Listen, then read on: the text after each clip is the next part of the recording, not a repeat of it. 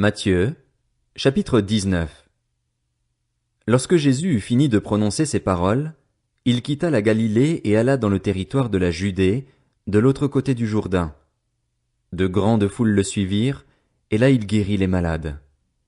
Les pharisiens l'abordèrent et, pour lui tendre un piège, ils lui dirent: Est-il permis à un homme de divorcer de sa femme pour n'importe quel motif? Il répondit: N'avez-vous pas lu que le Créateur, au commencement, a fait l'homme et la femme et qu'il a dit: C'est pourquoi l'homme quittera son père et sa mère et s'attachera à sa femme, et les deux ne feront qu'un. Ainsi, ils ne sont plus deux mais ne font qu'un. Que l'homme ne sépare donc pas ce que Dieu a uni. Pourquoi donc, lui dirent-ils, Moïse a-t-il prescrit de donner une lettre de divorce à la femme lorsqu'on la renvoie?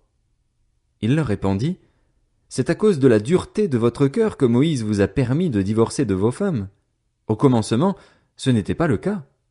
Mais je vous le dis, celui qui renvoie sa femme, sauf pour cause d'infidélité, et qui en épouse une autre commet un adultère.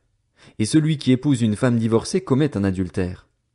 Ses disciples lui dirent: Si telle est la condition de l'homme vis-à-vis de la femme, il vaut mieux ne pas se marier. Il leur répondit: Tous ne comprennent pas cette parole, mais seulement ceux à qui cela est donné. En effet, il y a des eunuques qui le sont dès le ventre de leur mère, d'autres le sont devenus par les hommes, et il y en a qui se sont fait eux-mêmes eunuques à cause du royaume des cieux. Que celui qui peut comprendre comprenne. Alors des gens lui amenèrent des petits enfants afin qu'il pose les mains sur eux et prie pour eux. Mais les disciples leur firent des reproches. Jésus dit: Laissez les petits enfants, ne les empêchez pas de venir à moi, car le royaume des cieux est pour ceux qui leur ressemblent. Il posa les mains sur eux et partit de là. Un homme s'approcha et dit à Jésus: Bon maître, que dois-je faire de bon pour avoir la vie éternelle? Il lui répondit: Pourquoi m'appelles-tu bon? Personne n'est bon, si ce n'est Dieu seul. Si tu veux entrer dans la vie, respecte les commandements. Lesquels? Lui dit-il. Et Jésus répondit: Tu ne commettras pas de meurtre. Tu ne commettras pas d'adultère. Tu ne commettras pas de vol. Tu ne porteras pas de faux témoignages. Honore ton père et ta mère, et tu aimeras ton prochain comme toi-même. Le jeune homme lui dit: J'ai respecté tous ces commandements dès ma jeunesse. Que me manque-t-il encore? Jésus lui dit: Si tu veux être parfait, va vendre ce que tu possèdes, donne-le aux pauvres et tu auras un trésor dans le ciel. Puis viens et suis-moi. Lorsqu'il entendit cette parole, le jeune homme s'en alla tout triste, car il avait de grands biens.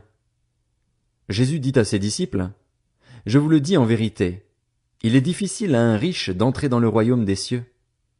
Je vous le dis encore, il est plus facile à un chameau de passer par un trou d'aiguille qu'à un riche d'entrer dans le royaume de Dieu. Quand les disciples entendirent cela, ils furent très étonnés et dirent: Qui peut donc être sauvé? Jésus les regarda et leur dit: Aux hommes cela est impossible, mais à Dieu tout est possible. Pierre prit alors la parole et dit: Voici, nous avons tout quitté et nous t'avons suivi. Que se passera-t-il pour nous? Jésus leur répondit: Je vous le dis en vérité, quand le Fils de l'homme, au renouvellement de toutes choses, sera assis sur son trône de gloire, vous qui m'avez suivi, vous serez de même assis sur 12 trônes et vous jugerez les 12 tribus d'Israël. Et toute personne qui aura quitté à cause de moi ses maisons ou ses frères, ses sœurs, son père, sa mère, sa femme, ses enfants ou ses terres, recevra le centuple et héritera de la vie éternelle. Bien des premiers seront les derniers et bien des derniers seront les premiers.